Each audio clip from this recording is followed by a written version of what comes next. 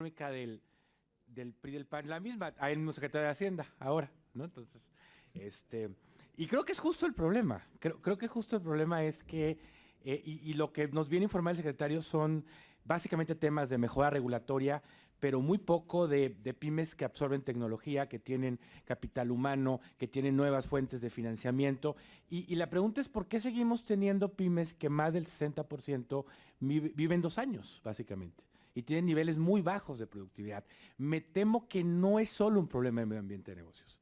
Es un problema mucho más complejo y que solo las políticas tienden a tocar un solo tema y no el resto de los temas que sí le pueden dar competitividad a las pymes. Creo que sería importante abordar el tema de zonas económicas que tienen la característica de no tener dinero. Es decir, ¿es viable el proyecto de zonas económicas especiales sin inversión estatal en infraestructura? ¿Qué vamos a proponer nosotros en los temas comerciales? En Estados Unidos hay una discusión, no sé si sea discusión, sobre el TLC. Y nosotros no tenemos en México una discusión ni sobre el TLC ni sobre el resto de los tratados.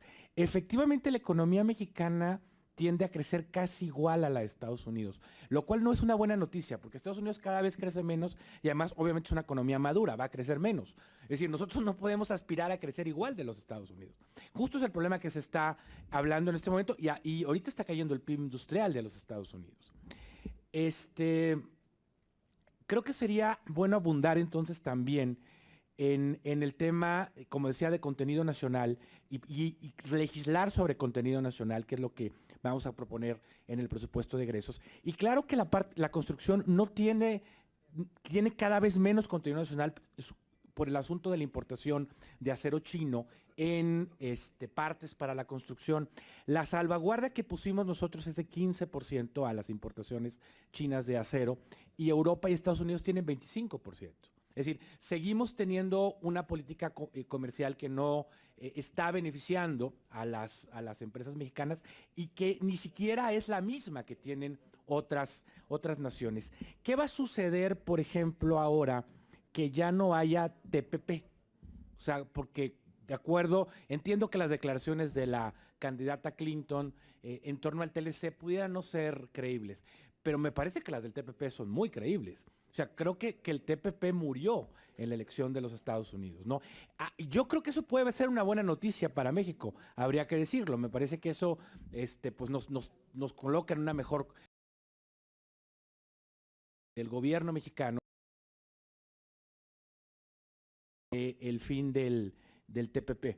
Y en general, pues, ¿qué tendría que hacer el año que entra el gobierno mexicano si, como algunos analistas pronostican, el crecimiento económico pudiera estar más pegado a 1.5, algo por el estilo, precisamente por la desaceleración de la economía norteamericana en los últimos meses? Gracias. Gracias, diputado. Por favor, señor secretario. Gracias. Diputado, empezaría fundamentalmente por la parte de política comercial. Déjeme decirle, y primero el tema del acero dentro del tema de consumo nacional. El tema del acero, Estados Unidos no tiene una salvaguarda del 25%. De hecho, Estados Unidos está restringido por su compromiso en la Organización Mundial de Comercio de que su arancel sobre acero no puede subir arriba de un dígito, creo que es como un 5%. O sea, México, en su negociación con OMC, tiene un límite hasta del 35% para poder establecer un arancel temporal. Y eso es justamente lo que hicimos. Pero déjeme decirle que la protección efectiva, justamente para la industria acerera, ha sido la acumulación de ese 15 más el tema de depreciación, que como usted sabe, pues claramente ha sido a favor de la industria acerera mexicana. Y en términos de lo que ha sido los procesos de licitación, la Comisión Federal de Electricidad ha cuidado muchísimo, justamente en todos los temas de ductos, de gas y de licitaciones, la participación del acero nacional. En materia de política comercial, comentarle. En el debate, lo que yo le diría es que el TPP no necesariamente en un escenario de una presidencia demócrata es un tratado que estaría totalmente eliminado.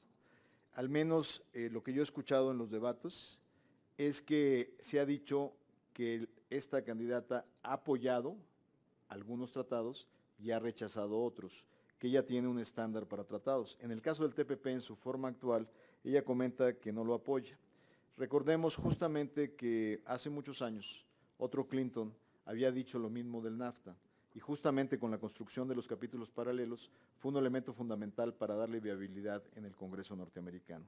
Así es que yo no daría por muerto el TPP, y menos cuando el presidente Obama todavía tiene un periodo que se le llama el periodo de lame duck en el Congreso norteamericano, para procesarlo entre el 9 de noviembre y el 20 de enero. Claro, consideré con usted que su probabilidad no es alta, pero existe una probabilidad importante. Adicionalmente, comentarle que dentro de lo que es la estrategia misma, México está visualizando un proyecto de integración que sin duda nos tiene que dar nuevos ánimos dentro del proceso latinoamericano. Alianza Pacífico ha sido una gran etapa, pero hoy estamos en negociaciones con Brasil y Argentina, justamente con una nueva dinámica en ambos países para poder pensar en una mejor integración del mercado latinoamericano. No podemos estar expensas justamente de un mercado que exclusivamente se defina en una elección, sino simplemente tenemos que ir más allá, viendo en un TPP que probablemente tenga que afianzarnos con los mercados de Asia, que son las economías de más alta tasa de crecimiento y que de alguna manera se ha desdeñado desde el punto de vista de política comercial por demasiados años como para no enfocarla con responsabilidad. Y en cumplimiento del tiempo aquí le paro. Gracias, señor diputado. Tiene la palabra de nueva cuenta el diputado Vidal de Llerenas para comentarios. A mí me preocupa mucho el desempeño de la economía mexicana el año que entra.